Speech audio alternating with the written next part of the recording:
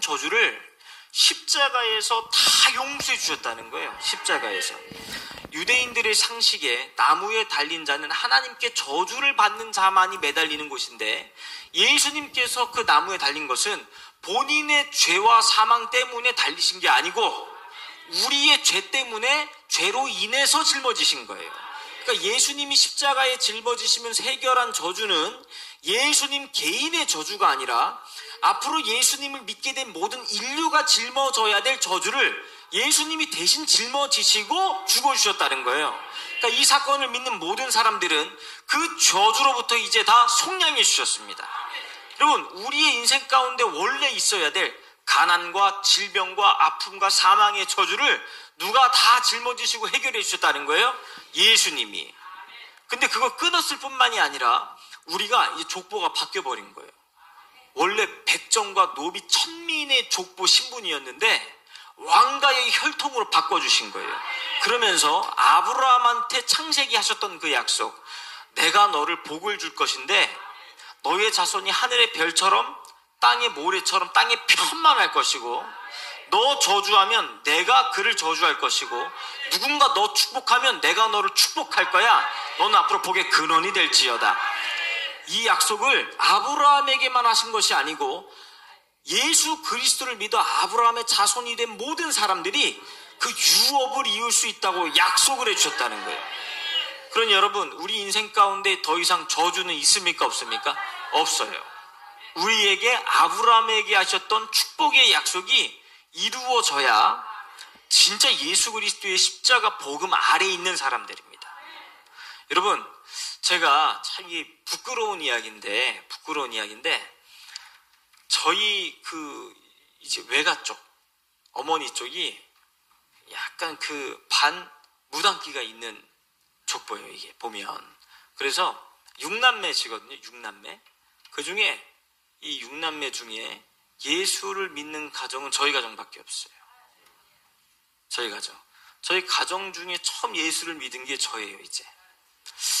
그게 무슨 일이 있냐면, 참 이게 가슴 아픈 이야기입니다.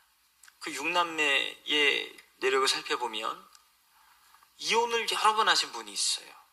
그리고 그 자녀들도 이혼을 해요. 또 그 6남매 중에 단명하신 분이 있어요. 또 결혼하신 분 중에 무당의 아들과 결혼하신 분이 있어요. 근데 또 그 무당의 아들이 또 단명을 했어요. 이혼을 하게 되고. 그러니까 이 가계도를 쭉 살펴보면 단명 아니면 이혼을 피해 가지를 못해요. 이 족보 자체가, 계보 자체가. 유일하게 이혼도 없고 단명도 없고, 저희 가정이 유일합니다. 저희 가정이 유일해요. 여러분, 저는 그래서 이게 처음 예수 믿고 할 때는 가족 모임도 안 나와 하다 보니 막 손가락질하고 이제 비난의 대상이었습니다. 근데 인생이 막 지나가다 보니까 점점 예수 그리스도 안에 있는 것이 정말 유월절과 같은 능력이 그 가정 안에 임하더라는 거예요. 유월절이라는. 제가 예수 믿고 났는데 가정에 늘 하나님께 기도했습니다. 주님, 제사 문화가 우리 가정에서 사라지게 하여 주시옵소서 라고 기도했어요. 하나님 뭐라고 기도했냐면, 예수 믿고 한 5년째쯤 되는데 제가 전도사가 된 이후에도 아직 집안에 제사 문제가 있었어요. 그래서 전도사가 되던 해에 하나님 앞에 이렇게 기도했습니다. 하나님, 전도사 가정에서 제사를 지내는 것이 과연 하나님께 영광이 되십니까? 하나님, 이건 하나님의 영광을 위해서 기도합니다. 저의 욕심이 아니라 하나님의 영광을 위해서 기도하오니 우리 가정의 제사 문제를 좀 없애주시옵소서. 가정을 풍비박산 내서라도 이 제사 문제를 좀 해결해 주십시오 했는데 진짜 아버지 사업에 어려움이 생겼어요. 그래서 그 해에 제사를 못 드리게 됐습니다. 하나님이 또 그런 기도는 잘 들어주세요. 빠르게, 정확하게, 신속하게 응답을 해주셨어요. 그래가지고 그 기도하고 딱 일주일 사이에 그런 어려움이 생기면서 제사를 드리지 않았습니다. 그렇게 하고 나니 또 어머니 입장에선 제사를 안 드려보니까 편해요, 안 편해요? 너무 편한 거예요. 명분이 생겼어요. 아들이 교회 전도사다. 과연 계속 우리 집안이 제사를 드리는 게 가하냐. 그래서 가족회의가 열렸는데 그러면 더 이상 제사를 드리지 말자 해가지고 그 해의 제사가 사라져버렸어요. 그 해의 제사가 사라져버려가지고 가정의 모든 제사가 사라졌습니다. 그 이후에 어머니가 교회 나와서 예수 믿고 아버지가 교회 나와서 예수 믿고 이제는 제사를 드리라 그래도 지낼 사람이 없어요. 집안에 드릴 사람이 없어요. 보십시오. 여러분, 예수를 믿는다고 하는 건 단순히 교회 왔다 갔다 하는 생활의 패턴이 바뀐 걸 이야기하는 게 아닙니다. 우리에게 내려오던 저주의 사슬이 끊어짐을 이야기해요. 여러분, 가정 가운데, 개인 가운데 흐르고 있는 저주들이 있습니까? 예수 그리스도의 십자가 아래 나아가서 그 저주를 속량하신 그리스도를 믿으십시오. 우리의 족보가 바뀌었습니다. 이전에는 죄와 사망의 사탄의 저주의 족보 아래 속했던 우리의 이름을 주님이 예수님 피로 그 저주의 족보에 적혀있던 우리 이름 다 지워주셨어요. 그리고 우리의 이름을 거룩하고 존귀하신 왕가의 혈통 족보에다가 기록을 해주셨습니다. 그리고 그 위로부터 내려오는 유업들을 우리도 이을 수 있도록 약속을 딱 기록을 해주신 거예요. 여러분, 그러니 창세기 1장에 나와 이 마태복음 1장에 나와 있는 족보는 그리스도의 족보임과 더불어서 우리의 족보입니다. 우리의 족보. 그러니까 우리의 족보가 이제는 저 죄와 사망, 저 사탄 마귀의 저주의 족보로부터 우리의 신분이 완전히 바뀌었어요. 하나님 자녀의 신분으로 변화가 되었습니다. 할렐루야! 여러분, 이 예수님께서 성경에 다 나와 있는 약속의 말씀인데, 저가 부요하신 자가 가난하게 되심은 무슨 얘기냐면, 예수님이 은과 금이 다 주님의 것인데 그분이 하늘 영광 버리고 이 땅 위에 내려오셔서 가난하게 되셨대요. 근데 어느 정도로 가난하게 되셨냐면 십자가에서 알몸으로 오르셨습니다. 속옷 한 장 걸치지 않는 거지의 모습으로 십자가에 매달리셨어요. 근데 성경은 그 이유를 이렇게 말씀하십니다. 그 부유하신 자가 가난하게 되신 이유는 우리에게 그 부유와 풍성함을 주시기 위함이다.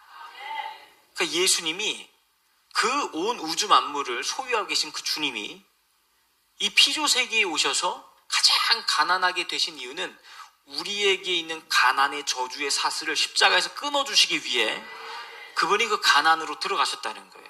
사도 바울이 그렇게 이야기를 합니다.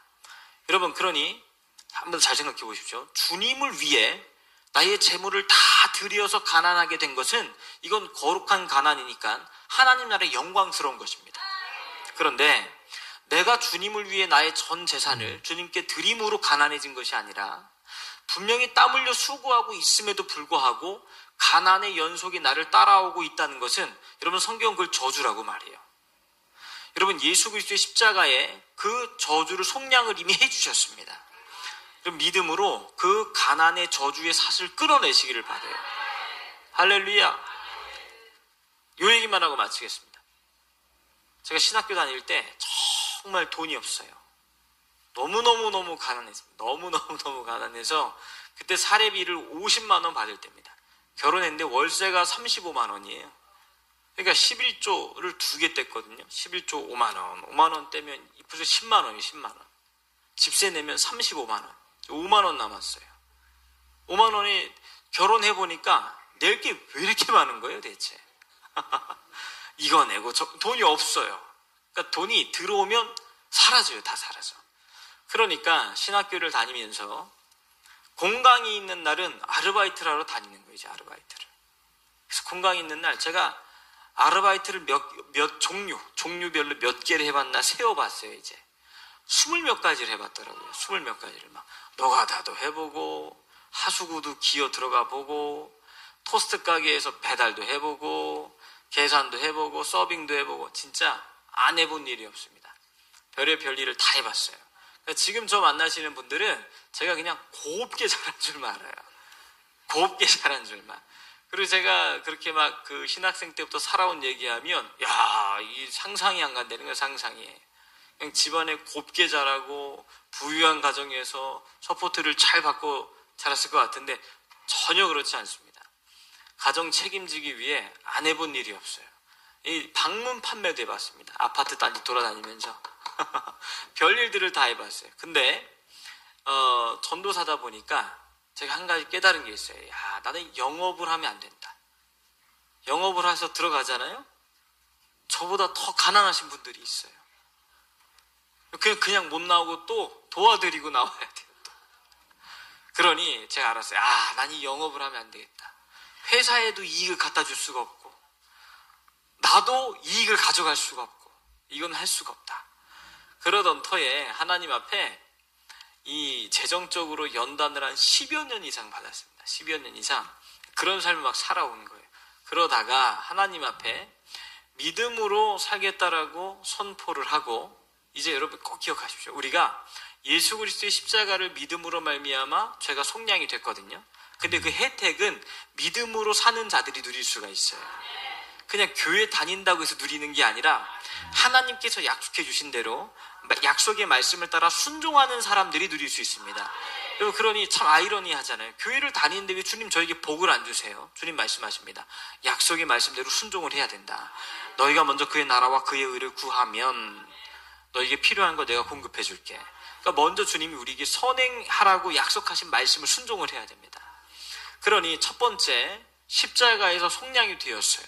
그러니까 자격은 되었습니다.